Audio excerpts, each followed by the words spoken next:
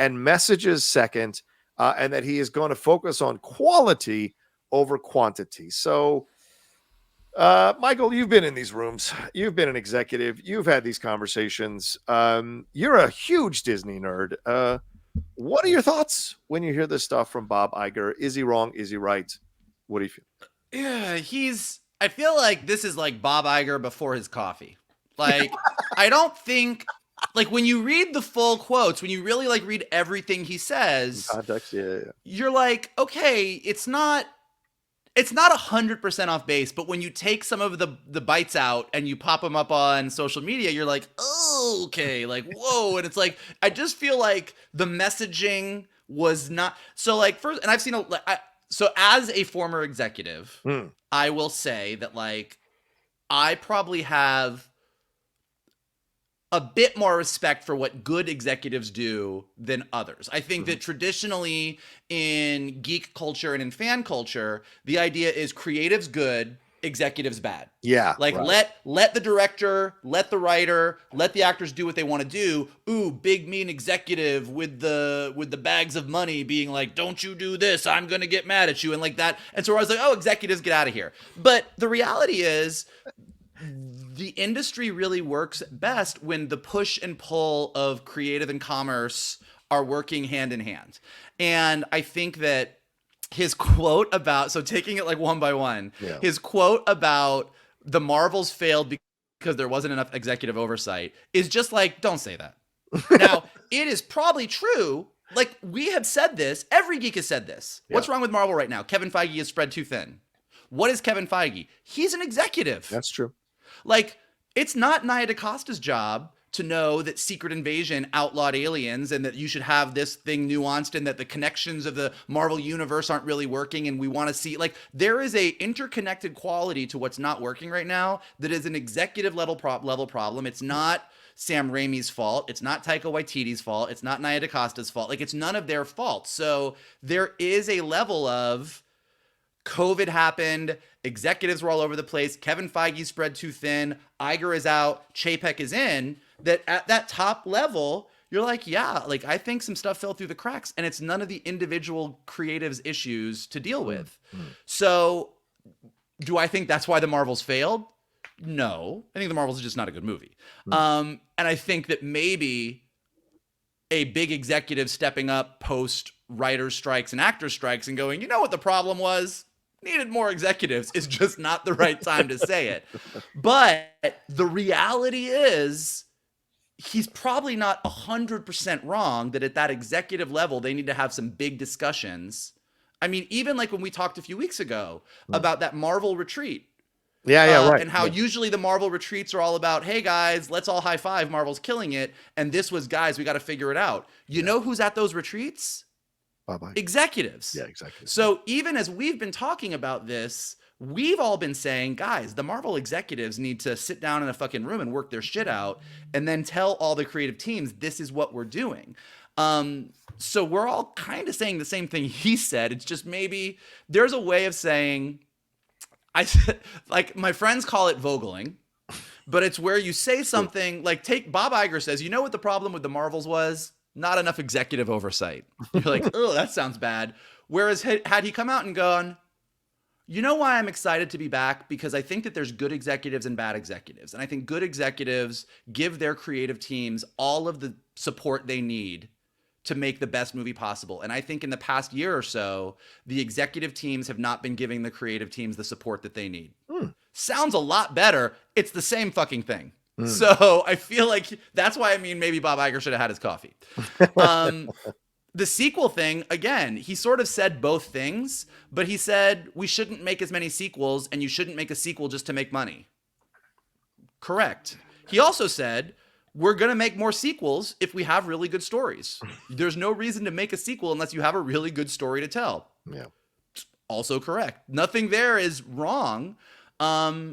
He's basically saying basically all he's saying in these two things is Bob Chapek made a bunch of stupid decisions and I'm trying to make better decisions. Like, that's all he's really saying. Now, the last thing, it was an interesting one because this is the one that I disagree with the most on the face of it, is we shouldn't be making stories with messages. It should be story first, and we shouldn't be putting messages first.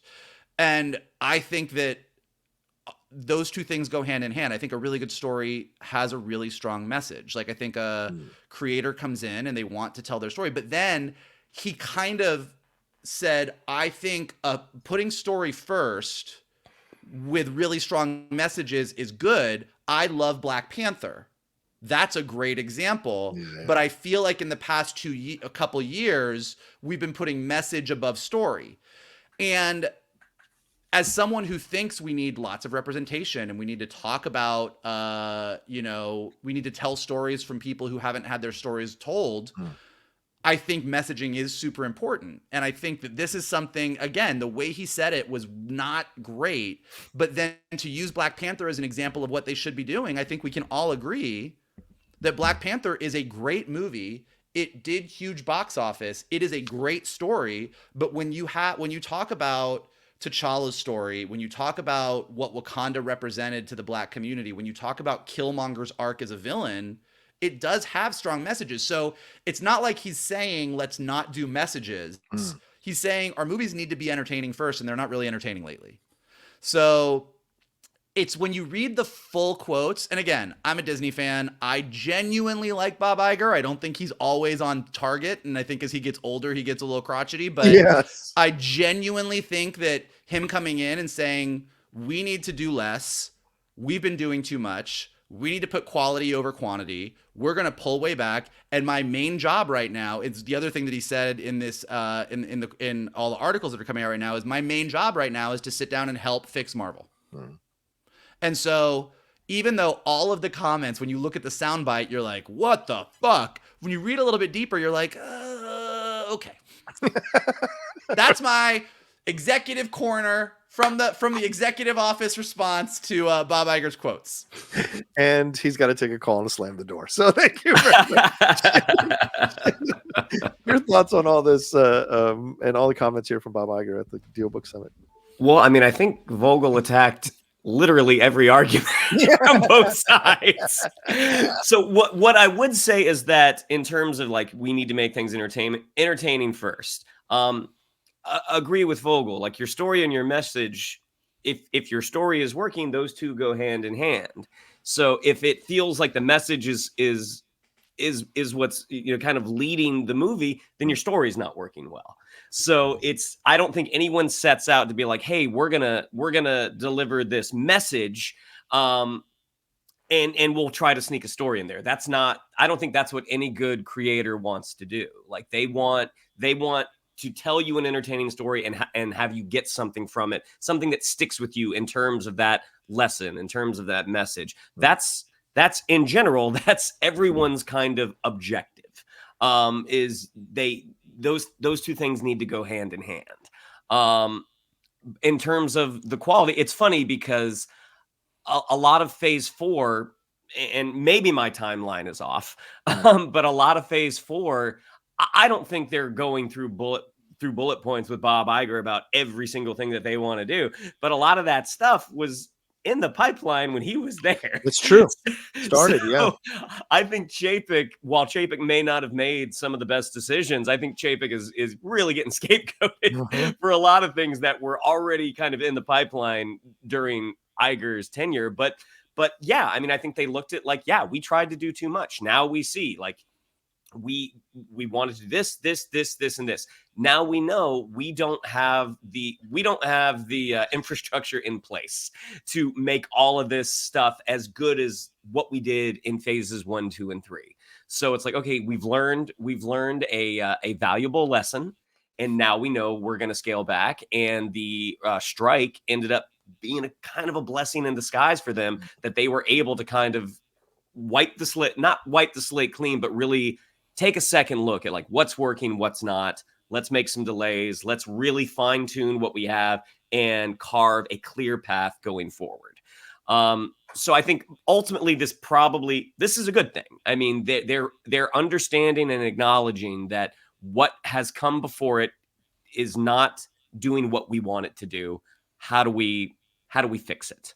So I think ultimately it's a good thing, but I do agree with when you're reading little snippets of quotes, and however the poster is framing it, like, can you believe he said this? It's just like, yeah, I mean, when you're taking something out of context, you're not getting the whole message. In terms of like the lack of executive oversight of the Marvels, yeah, he's not wrong. I mean, like, we all like to bag on Raimi because he kind of stupidly said, yeah, I didn't watch WandaVision. Marvel needed to make it clear to him. Yeah. This is something you need to do. And the executives that are overseeing that script development need to be like, oh, wait a minute. They're the ones that are responsible for saying this doesn't match up. Now, in my brief career of writing, I've had some really good executives who bring up some very good points and who do have a knowledge of kind of the larger picture. I've also had some bad executives who make really stupid observations and just honor the note. And it's like, that's a dumb note. But again, I mean, I think one of the reasons Vogel is such a good showrunner is because of his experience on that executive side. So not every executive is him, but you do have good executives out there who are able to offer some really valuable pieces of information. I mean, look, we have friends. Like, we have friends who are writers, we have friends who are actors, we have friends who are directors, but we also have a lot of friends who are executives. And they're pretty good at their jobs. Yes. And two of them are listening right now. Probably. Yeah, I mean, at some point there's going to be a sequel to that MCU book, and I feel like that sequel is going to be talking about Phase 4 and Phase 5 even more, because I wonder if Feige behind the scenes, hearing the criticism of some people like, oh, it's a Feige movie, they're just bringing in actors, or directors rather, it's a factory, blah, blah, blah. Maybe he felt, okay, you know what? I won't be as hard. I won't try to control it too much. I'll let them have a little more freedom, but they've also got to add this stuff. They've also got to put this stuff in. And so maybe there's just kind of like, they're not sinking in the way they did in the first three phases. Right. And that's obvious. Everybody is noticing that. And there's nothing groundbreaking being said there. But the idea of having more executives, I agree with you, Mike. There's a way to frame that where it doesn't sound like you're saying, we need people on set to tell her what to do. And I've had that experience because when I first came to the city, or first came to that city in LA, my first film was Wind Talkers, and I, got the SAG card. I was on set for 6 months of that film while they shot it. And the reason they brought it back from Hawaii to shoot in LA was because John Woo was going way over budget. So they had an executive on set every day, this old crotchety white-haired dude with a military hat on, who stood behind Woo the whole time and said, you've got your take, move on. And it was one of the most unsettling things I saw. That was for 3 months out of the 6 months that I worked there that I was there as an extra because he had gone over budget. So that I don't think would have worked, to be on top of Nia DaCosta going, you know what, stop, you're done. You got your take, move on. That is not how you want this whole thing to come about. So yeah, I reject the executive thing, but yeah, go ahead, Mike. Yeah. Well, I think, and just to your point really quick, I mean, kind of what you were talking about with the Marvels issue with the Iman Vellani stuff is I think a little bit of what he's talking about like messaging versus story, which is your main issue right now is that when people are arguing about the Marvels, a huge faction of social media is arguing about this movie is too woke. Why aren't you supporting this movie? It's girl power. Like everyone's arguing about the political optics of the movie, not the story. And the fact is, whether you support women or you feel like comic books are, like comic book characters being ruined and go woke over, like whatever side of this you're on. And I think most of the people listening to us are more on the, representation is good. Yeah. But no one's arguing the story. And as we've said, the story is the part that's not great. And so I think like had the Marvels been a great story. I think the other issues would have fallen back, and it still would have had great representation, and it still would have had a strong message. So I don't know. I think that he's not wrong that like we need to focus. They need, like, after watching the last few Marvel movies and some of the Star Wars stuff we watched recently and Disney's Wish, I think they need to fix story and character. So That's true. Well, I will say this because I mean, yeah, because the executive stuff is what it is, and the sequel stuff, I think sequels are always a crapshoot. So you can ascribe any kind of logic to that. You just never know. But to me, the last quote is the thing that I focus on because for people of color, for women, for people for LGBTQ plus community, and I'm not Juliana Margulies speaking for them. I'm just saying this situation here. It's a little coded language. And that is where the concern is. Is Bob saying essentially, come on back, red staters. We're going to stop focusing on people of color. We're going to stop focusing on, trans or LGBTQ plus representation. And we're going to be much more about, let's get our white leads back who discover racism, discover misogyny, discover these things and learn a lesson. And if we're going back to that, that is a regression that I think is going to cause people to not watch the movies in just the equal amount of numbers of people as red staters that are not going to see these movies. So I don't envy Bob Iger's position or Feige's position because you've got to walk that line where you tell the message correctly, but also get as many people into the theaters to watch your film and enjoy your film because you have a good story. Way of Water is a very big message movie, as was the first Avatar movie, both of them making billions of dollars. So, and same thing with Oppenheimer, which is the perils of nuclear war, and Barbie, which is the issues going on with feminism. Yeah. But of course, those are white-led films, not Avatar, but certainly, you could argue that with Sam Worthington. But yeah, it's a blue lead. Fine. It's a blue whiteness. But I mean, with the other two, those are the things. So those are my concerns here. So I don't want them to regress back to what they were before just to get people back into the theater. But I agree that better stories are important. Yeah. I do think you make a really good point. And I think that that's a fair critique, is that it does come across like coded language. Yeah. I think it's not accidental that he cited Black Panther as an example of the movies that they want to be making. Right. I think that was his way, or somebody at Disney's way of being like, let's make it clear that we're not saying white movies. Why don't you talk about Black Panther?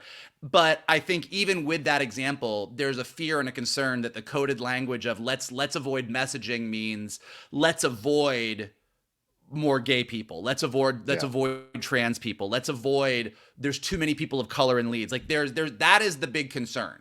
Yeah. And if that is the direction things go, I think there's going to be I think you're right. I think that would be a real shame. And I think that that's the danger of trying to avoid messaging. Yeah, yeah. But I think we can all agree, no matter what side of the fence you're on, messaging combined with a great story is the way to go. And you hope they are making those corrections. Well, and like Shannon said, which also I said, but like we're all saying the same thing, which is if a story is really good and really powerful, the messaging should be inherent within that. It should be the same thing. Good point. Well, all right. Well, there you go. A little fun weekend conversation here for a number of topics on the Geek Buddies. Thank you all so much for watching or listening to us on our podcast feed. Shannon, what do we have to tell them? Yeah, if you'd like to follow us on social media, on Twitter, it's at @geek_buddies, on Instagram at @the_geek_buddies. If you'd like to follow me on social media, on Twitter, it's at Shannon_McClung, on Instagram at Shannon the Geek Buddy. It is not at Fussy Max yet. If you would like to follow Mr. Vogel, it is at MKToon. If you would like to follow Mr. Rocha, it is at The Rocha Says. Mikey. Look, whether you want to rage on Iman Vellani or you want to avoid sand at all cost, we have everything for you here at the Geek Buddies. Here's what you can do for us. Smash that like button below. Subscribe to Johnny's Outlaw Nation page. Check out all the content he's got there. Leave your comments below. We talked about a lot of stuff. There are a lot of opinions flying around today. I know you all have opinions too, so leave your thoughts below. Let us know what you thought about everything. If you're listening to us on a podcast right now, leave us some stars and some comments so we go up in the rankings there. And as always, the best thing that all of you can do is retweet this video, post it on your socials, send it to your friends, and tell them to hang out with your buddies, the Geek Buddies. There you go. All right, y'all, take care of yourselves. Be well. Enjoy the rest of your weekend, and we'll talk to you next week with another brand new episode here of the Geek Buddies.